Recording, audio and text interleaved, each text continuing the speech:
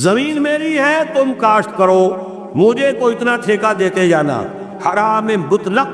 زمین میری ہے تم کاشت کرو، آدھی فصل تمہاری آدھی میری، حرام مطلق۔ میں کتاب شائع کر چکا ہوں اتنی موٹی، اسلام اور موجودہ نظام زمینداری، مولانا محمد تحسین صاحب رد ذلہ، داماد کنا، سب سے بڑے داماد مولانا سید محمد یوسف بن نوری رحمۃ اللہ علیہ کی کتاب سنیے اور پڑھیے۔ امام ابو حنیفہ کے نزدیک مزارعت حرام، حرام مطلق۔ امام مالک کے نزدیک حرام مطلق۔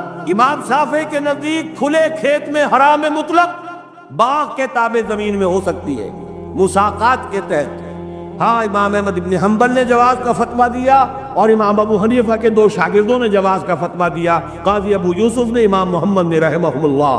لیکن جو فقہ حنفی کہلاتی ہے وہ تو ہے امام ابو حنیفہ کے نام سے، وہ فقہ یوسفی تو نہیں ہے، قاضی ابو یوسف کی فقہ تو نہیں ہے، فقہ حنفی۔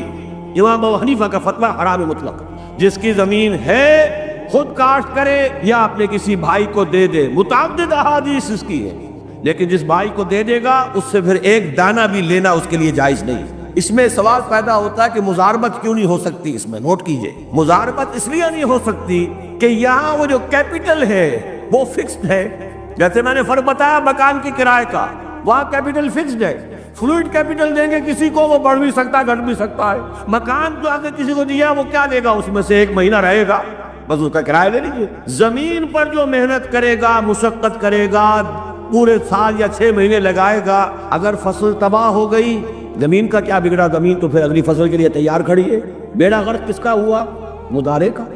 ٹھیکہ دے دیا، فصل خراب ہو گئی، اولے پڑ گئے، کچھ اور ہو گیا، کس کا نقصان ہوا؟ فکس کیپٹل زمین تو موجود ہے جو کہ تو اس کا کچھ بگڑتا نہیں، سارا جو نقصان ہوا، تباہی آئی، وہ محنت کار پہ آئی۔